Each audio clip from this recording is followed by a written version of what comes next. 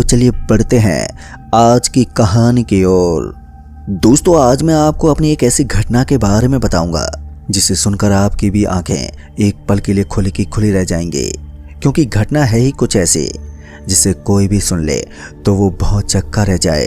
दोस्तों, रात में जब आप अपनी पत्नी के साथ सो रहे हों और सुबह उठने के बाद आपको अपनी पत्नी के बगल में एक आदमी लेटा हुआ दिखे तो उस वक्त आपका गुस्सा कौन सी चरम सीमा पर होगा वो तो आप समझ ही सकते हैं। मेरे साथ भी ऐसा ही कुछ हुआ था, मगर चौंका देने वाली बात तो ये है कि दरवाजा बंद होने के बावजूद भी वो आदमी कमरे के अंदर भला कैसे आ जाता। जब वो आदमी दोबारा से रात में आया तो उसके बाद मैंने उसके साथ जो किया वो सुनकर आप भी हैरान हो जाएंगे।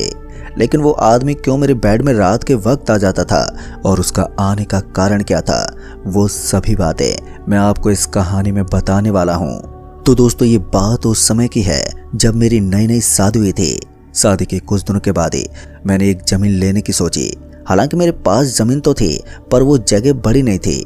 मैं आसाम में रहता हूँ और आसाम में किसी गांव के पास मैं ज़मीन देखने के लिए गया था और जब मुझे एक ज़मीन दिखाई गई तो वो ज़मीन मुझे बहुत ही ज़्यादा पसंद आ गई। मगर उस ज़मीन पर पहले से ही एक घर बना हुआ था तो मैंने उसे तोड़वाने की सोची और फिर उसके बाद जब वो घर तोड़ दिया गया तो तभी मैंने वहाँ पर अपनी पसंद का घर बनवाया।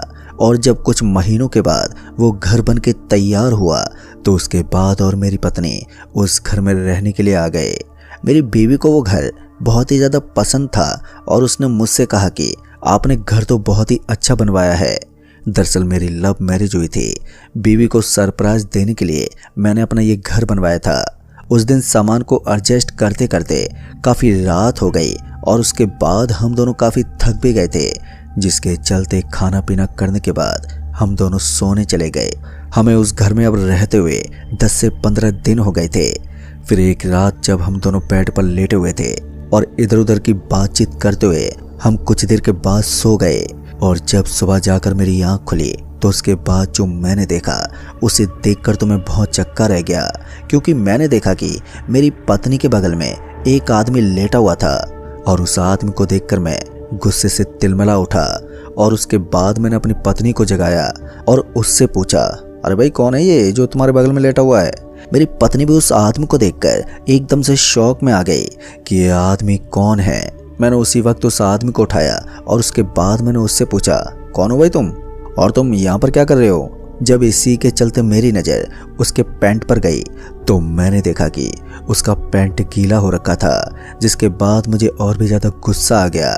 लेकिन जब मेरे पूछने पर उस आदमी ने कोई जवाब ही नहीं दिया तो उसके बाद मैंने उस आदमी को गुस्से में मारना चालू कर दिया।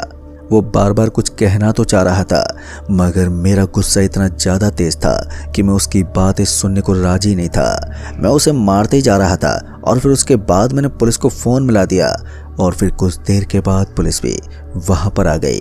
पुलिस के आते ही मैंने उन्हें सारी बात बता दी, जिसके बाद पुलिस ने भी उससे सवाल जवाब किए और उसे पकड़ के वहाँ से पुलिस थाने ले गई। उस आदमी के वहाँ से जाते ही मैं अपनी पत्नी को संभालने लगा, क्योंकि मेरी पत्नी थोड़ी घबरा गई थी। वो बोल रही थी कि यह आदमी आखिर मेरे कमरे में अंदर आया तो आया कैसे? कमरे का दरवाज़ा तो बंद था तो वो अंदर भला कैसे आ गया? और साथ ही खिड़कियों में तो लोहे की जाली लगी हुई थी, तो ये अंदर भला कैसे आ सकता है? अब मेरी बीवी और मेरे मन में यही सब सवाल चल रहे थे, मगर उस दिन हमने कैसे भी करके उस घटना को भुला दिया और उसके बाद हम बाहर घूमने चले गए और रात होते ही हम दोनों घर पर आ गए और फिर रोजाना की तरह खाना पीना करके सो गए।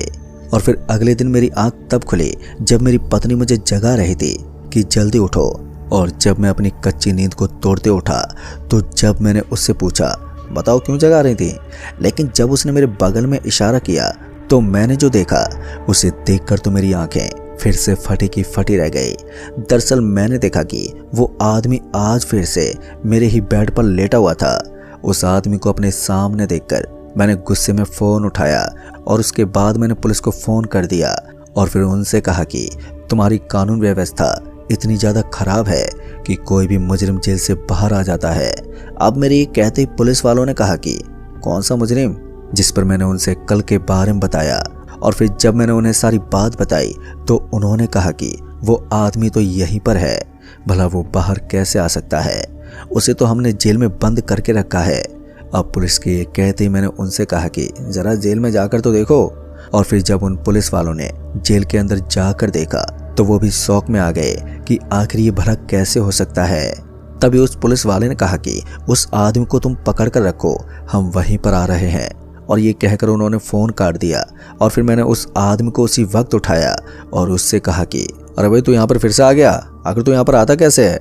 और इतना कहकर मैंने उसे फिर से मारना शुरू कर दिया, क्योंकि जाहिर सी बात है, अगर आप अपनी पत्नी के बगल में किसी अनजान आदमी को लेटा देखोगे तो आपके ऊपर क्या बीतेगी और आपका गुस्सा चरम सीमा पर होगा।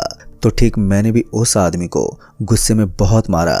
और जब पुलिस आई तो उसके बाद पुलिस ने उस आदमी को पकड़ लिया और फिर उससे पूछा कि अरे भाई, तुम जेल से बाहर कैसे आ गए? तुम कोई जादूगर हो? अगर जादूगर हो तो बता दो, नहीं तो हम छोड़ेंगे नहीं।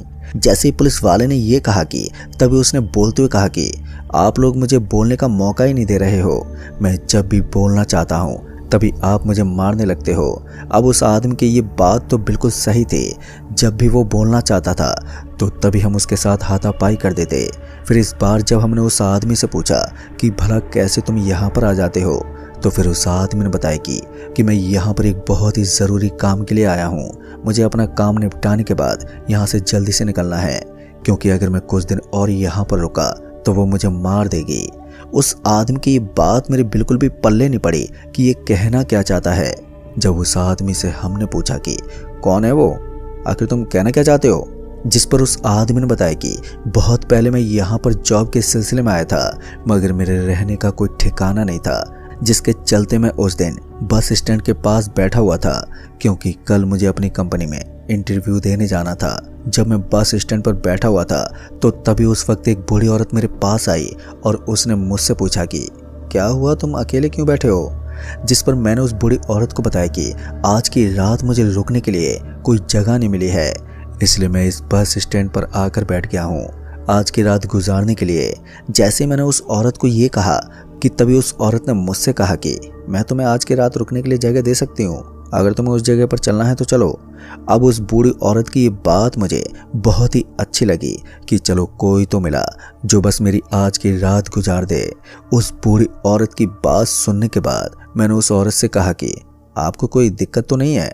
जिस पर उस औरत ने कहा कि वो मेरा ही घर है, मुझे कोई दिक्कत नहीं होगी, तुम चलो बस। अब इतना कहकर वो आगे आगे चलने लगी और मैं उसके पीछे पीछे। फिर जब कुछ देर के बाद मैं उस बूढ़ी औरत के घर पहुंचा तो मैंने देखा कि उसका घर बहुत ही बड़ा था। जब मैं उसके साथ घर के अंदर गया तो मैंने देखा कि उस घर के अंदर काफ़ी पर्दे टंगे हुए थे। उन पर्दों को देखकर मुझे कुछ भी समझ में नहीं आया, क्योंकि वो पर्दे हर जगह पर लगे हुए थे।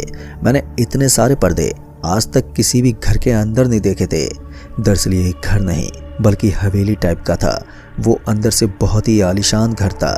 मैं उस घर को ही देख रहा था कि तभी उसी वक्त उस बूढ़ी औरत ने मुझसे कहा कि आओ, मैं तुम्हें तुम्हारा कमरा दिखा देती हूँ। अब उसके ये कहते मैं उसके साथ ऊपर वाले कमरे में चला गया।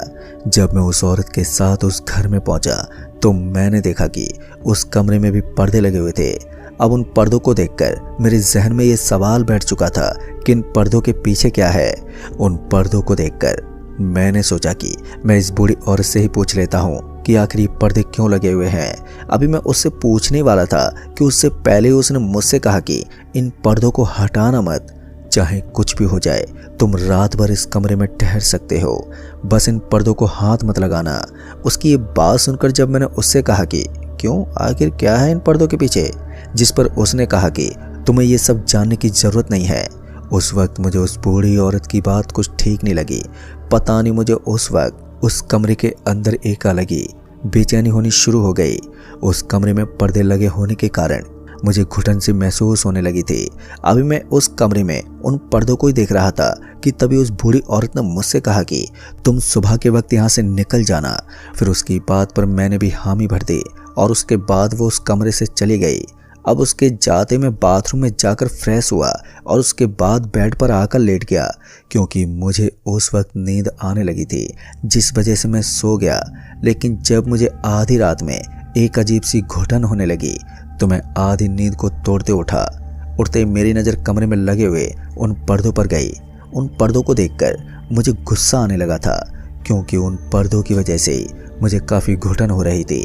मैंने उस समय सोचा कि अभी मैं इन पर्दों को हटा देता हूँ और सुबह होते ही मैं इन्हें लगा दूंगा। अब यही सोचकर मैं बेड से उठा और खिड़की से एक पर्दे को हटाया। तो पर्दे के हटते ही जब मैंने देखा तो उसे देखकर तो मेरी आंखें फटी की फटी रह गईं, क्योंकि वहां पर्दे के पीछे एक लड़की की तस्वीर लगी हुई थी।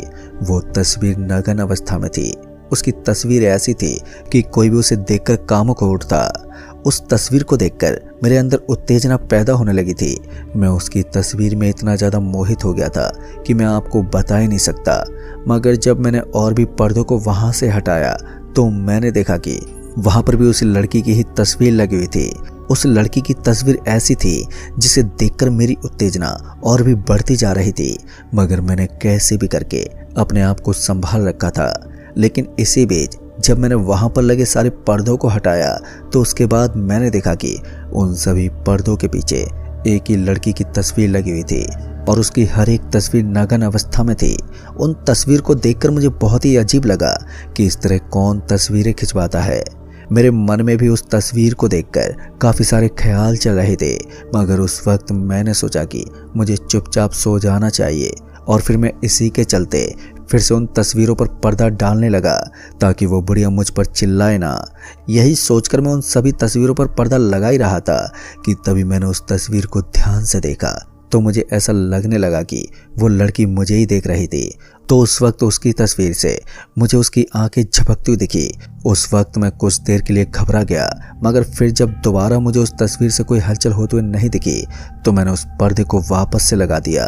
फिर जब मैंने उन सभी पर्दों को वापस लगा दिया तो उसके बाद मैं बेड पर आकर लेट गया और फिर मेरी आंख कब लग गई मुझे भी पता नहीं चला। फिर मेरी आंख तब खुली जब सुबह हो गई थी। मैं अपनी आंखों को मसलते उठा और उसके बाद जब मैं फ्रेश होने बाथरूम के लिए गया तो मैंने देखा कि पैंट गीला हो रखा था। मैंने अपनी पैंट को आज तक कभी भी इतना गीला नहीं देखा था। अपनी पैंट की हालत देखकर मुझे बहुत ही अजीब लगा कि ये भला कैसे हो सकता है। मुझे उस वक्त शरीर में थोड़ा दर्द भी महसूस हो रहा था, मगर इसकी वजह मेरे समझ में नहीं आ रही थी कि ये कैसे हुआ। उस वक्त तो मैंने इस चीज़ को अनदेखा करते हुए अपनी पैंट को चेंज कर लिया और उसके बाद मैं उस कमरे से बाहर आ गया।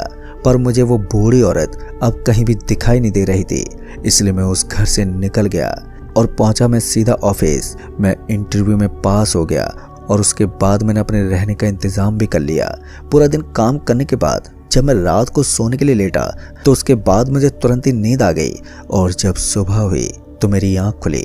तो उसके बाद जब मैं उठा और अपने चारों तरफ देखा तो उसे देखकर मैं एक पल के लिए सदमे में आ गया, क्योंकि मैं उसी बूढ़ी औरत के घर में था और साथ ही मेरा पैंट भी सना हुआ था। मैं उस वक्त बहुत ही ज़्यादा डर गया था। मैं कुछ भी समझ नहीं पाया कि मैं यहाँ पर कैसे पहुँचा। मैं उसी वक्त उस बूढ़ी औरत के घर से डरते डरते भागा और सीधा अपने रूम पर पहुँचा। रूम पर पहुंचते मैंने जल्दी से अपने कपड़े चेंज किए और उसके बाद मैं सीधा ऑफिस के लिए निकल पड़ा। ऑफिस पहुंचते मैं अपने केबिन में जाकर बैठ गया, मगर केबिन में बैठते ही मेरी हालत ख़राब होने लगी थी, क्योंकि मेरी घबराहट और भी बढ़ती जा रही थी। उस दिन मुझे ऑफिस में डर की वजह से बुखार भी आ गया था, जिस वजह से मैंने ऑफिस से छुट्टी ले ली और फिर उसके बाद मैं घर आ गया।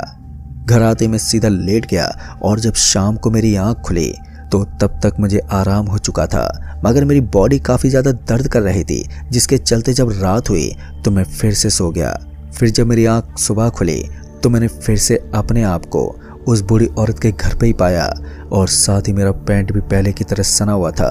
मेरे साथ ऐसे ही काफ़ी दिनों तक अब चलता रहा और फिर कुछ दिनों के बाद मैं वहीं के एक बाबा के पास गया तो उसके बाद उन्होंने बताया कि तुम जिस घर में रात भर रुके थे उस घर के अंदर एक लड़की की आत्मा रहती है और जो बूढ़ी औरत तुम्हें उस घर में लेकर गई थी वो भी आत्मा ही है। वो मरने से पहले अपने घर में राहगीरों को ठहरने दिया करती थी। जब उसने तुम्हें उन पर्दों को निकालने के लिए मना किया था तो तुमने उन पर्दों को क्यों हटाया? उन बाबा की ये सारी बात सुनकर मैं तो हैरान ही हो गया था कि बाबा को ये सब भला कैसे मालूम। बाबा ने मुझसे कहा कि उस लड़की को तुम पसंद आ गए हो, अब वो तुम्हारा पीछा कभी नहीं छोड़ेगी। तुम जब भी अपने घर में सोओगे तो सुबह उसी लड़की के घर में मिलोगे। जब मैंने उस बाबा से हाथ पर जोड़ते हुए कहा कि मुझे कैसे भी करके उस लड़की से छुटकारा दिलवा दो, क्योंकि मेरी हालत बहुत ही ज़्यादा ख़राब होने लगी है और मेरे अंदर कमज़ोरी भी बढ़ती जा रही है। अगर ऐसा ही चलता रहा तो मैं जल्दी से मर जाऊंगा। मैंने बाबा से अभी इतना ही कहा था कि तभी उन्होंने बताया कि अगर तुम अपनी जान बचाना चाहते हो तो तुम्हें ये शहर छोड़कर जाना होगा, क्योंकि इस शहर के किसी भी कोने में तुम सोओगे तो तुम अपने आप को उसी घर में पाओगे। तुम्हारे पास बस यही एक चारा है। लेकिन एक बात याद रखना, जब भी तुम इस शहर में आओगे तो तुम फिर से उसी लड़की के घर में मिलोगे। अब उन बाबा की ये बात सुनकर मेरी हालत तो खराब ही होने लगी। मैं कभी भी इस शहर में नहीं आऊँगा और उसके बाद मैंने उस दिन से ये शहर छोड़ दिया। मगर मेरा काम इतना ज़्यादा इम्पोर्टेंट था जिस वजह से मुझे यहाँ आना पड़ा। मुझे अपना काम निपटाने के बाद इस शहर से जल्दी निकलना है। पर आपने तो इस घर को तोड़ के बनवाया है, मगर फिर भी वो मुझे नहीं छोड़ रही है। दोस्तों, उस आदमी की बात सुनकर मैं और मेरी पत्नी सदमे में आ गए और उसकी बात सुनकर हमारे पसीने छूटने लगे। हम दोनों को अब इस घर में डर लगने लगा था। पुलिस वालों की भी हालत अब बहुत ही ज़्यादा ख़राब होने लगी थी। मगर पुलिस वालों ने जब उसके ऑफिस में फ़ोन मिलवाया और उसके बारे में पूछा तो ऑफिस वालों ने उस आदमी के बारे में बता दिया, जिसके बाद पुलिस वालों को भी उस आदमी की बात पर भरोसा हो गया और उसके बाद पुलिस वालों ने उस आदमी को छोड़ दिया। लेकिन दोस्तों, इसके साथ साथ मैंने भी उस घर को हमेशा के लिए छोड़ दिया, क्योंकि मुझे इस बात का डर था कि कहीं उस आदमी की तरह मेरे साथ भी ऐसा ना हो जाए। तो दोस्तों, इस कहानी में बस इतना ही। कहानी आपको पसंद आई हो तो वीडियो को लाइक शेयर कमेंट ज़रूर कर दें और साथ ही अगर आप चैनल पर नए हैं तो चैनल को भी सब्सक्राइब ज़रूर कर लें।